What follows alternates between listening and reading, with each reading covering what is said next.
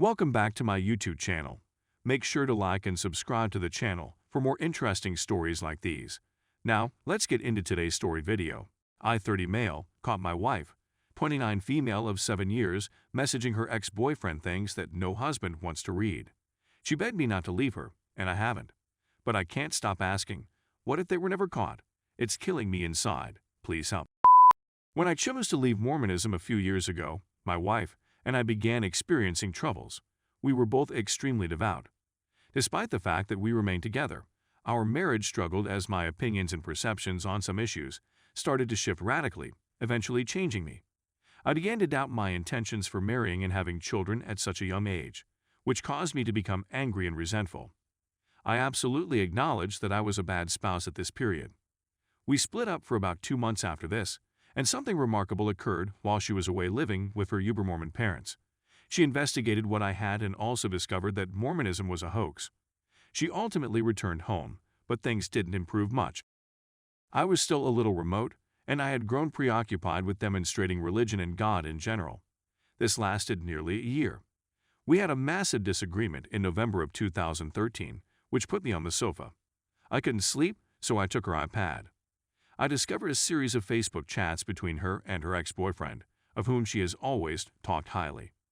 The only reason they didn't marry was because he wasn't a Mormon, and her parents would not have approved. They've been chatting on and off for roughly 8 months, nothing really serious. Their most recent email, on the other hand, was a little thicker.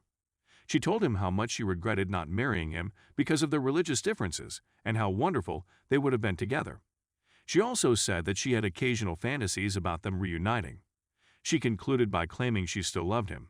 He reacted by saying he felt the same way. Reading this and realizing where it was coming from gave me a much-needed wake-up call. I realized I was pushing the most essential thing in the world away from me. When I questioned her about it, she was very angry, but after a lengthy discussion and many tears, we made it through the night unscathed. The next month was without a doubt one of the nicest we ever had. Everything appeared to have improved enormously, from our life to the way we communicated. In addition, I requested her to kindly cease talking with her ex, which she appeared to accept. I awoke to the sound of my phone buzzing about a month into our freshly rejuvenated relationship. It was a message from my ex-wife. Boyfriends, she claimed that when she arrived home, she found her husband looking guilty on his phone. She ultimately pulled everything out of him and sent it to me. After pulling it all together, their conversations that day/night looked like this. He writes her on Facebook in the middle of the day to tell her that he has to tell her something important. She answers and informs him that she, too, would want to speak, but is unable to do so at the time. We were at a bowling alley with our kids.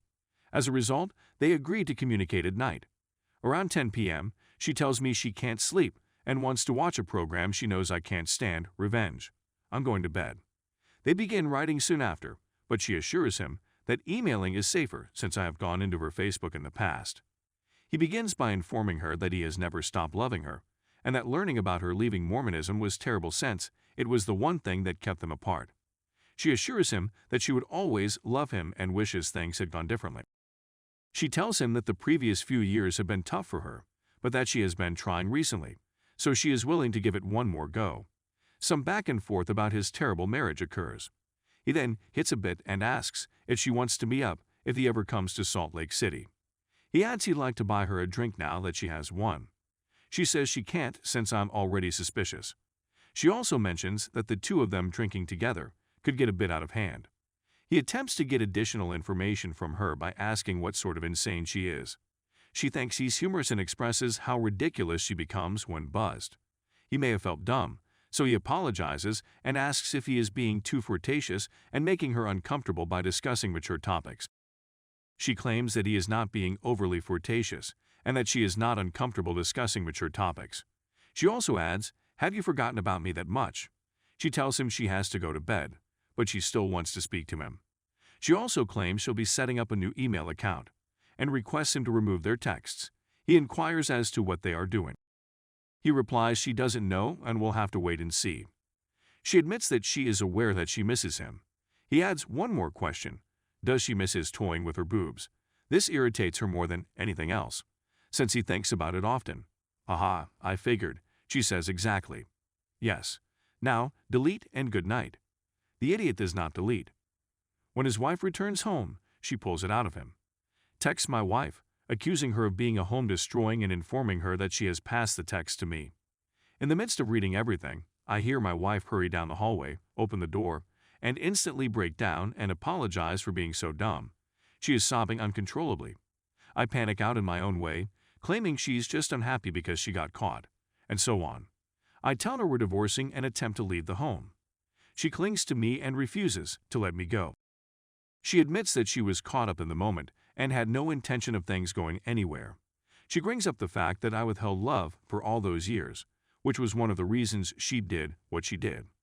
She said that she enjoyed getting comments from him and did not want them to stop. I mention how things have been going so well for her over the past month, and how I provided her with everything she needs. She expresses skepticism about the relationship's long-term viability. I tell her I want a divorce once again, and she eventually lets me go. She is in tears. I go to my friend's house. She texted me all night, and I didn't react a single time. I return the next morning with the overpowering sensation that I did not want to divorce. We chatted some more, and I apologized to her. Things have been up and down since then. She's told him multiple times that she doesn't want anything to do with him, and I believe he finally got the point. But I can't get rid of the what if feeling. How long would that have lasted? What exactly is she capable of?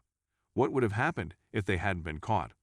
These questions are killing me, as is the way I feel when I think about them. I suppose all I need is some fresh eyes. I really appreciate it. Story 2. I, male 31, caught my wife. Female 36, cheating. We broke up, but have to live together for the foreseeable. Need advice.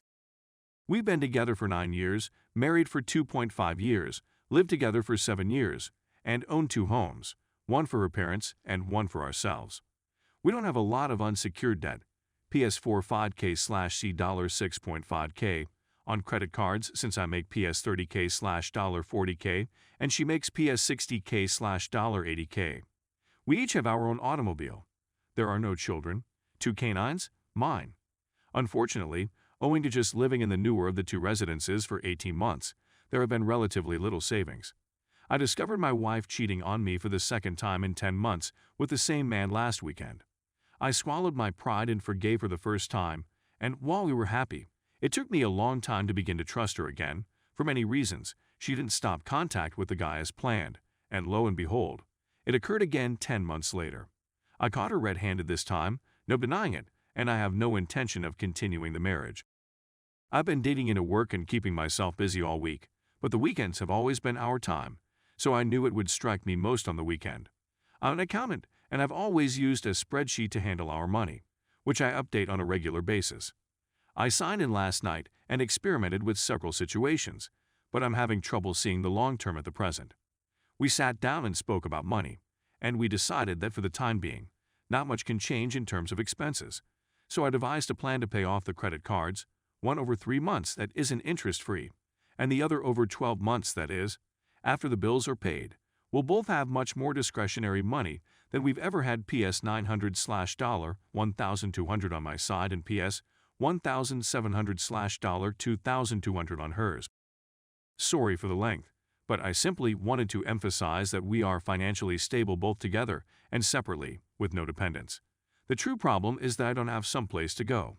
My parents live in a 1-bedroom apartment, and her parents reside in our old home, and owing to medical issues, I have no intention of moving them out or bringing my wife in and irritating them. The purpose of this agreement was for them to spend the rest of their life in this home. I care about these folks and don't want her daughter's actions to jeopardize that arrangement. As a result, we're still living in the same home for the time being. I'm in the spare bedroom, and the rest of the home is ours. That's really strange. We're nearly behaving normal, but we're not eating or sleeping together. I'm not resentful for the time being. In fact, a huge part of me anticipated her to do it again, so I'm pleased on some way that I no longer have to cope with the suspicion or worry. But I'm at a loss on what to do in the long run. I dropped 5 pounds in 1 week since I haven't eaten much. So I'm curious if anybody has been in a similar situation. Could you suggest anything I should be doing to better prepare myself for when things become ugly? I have a free day ticket to my gym that I'm going to use today in the hopes that it will assist with my discipline and attention, but other than that, I'm absolutely lost. I apologize in advance for the lengthy message and any spelling errors. I'm on my phone. Thank you for your consideration. Update. Even if some of it is undeservedly heinous, I talked with her parents and they are ready to go in a few months, so I'm going to move back into my old home. I spoke with the ex, who was inebriated, and he was going to divide up the belongings and I'd end up with the dogs. The remainder will be handled by attorneys. Thank you for reading my article.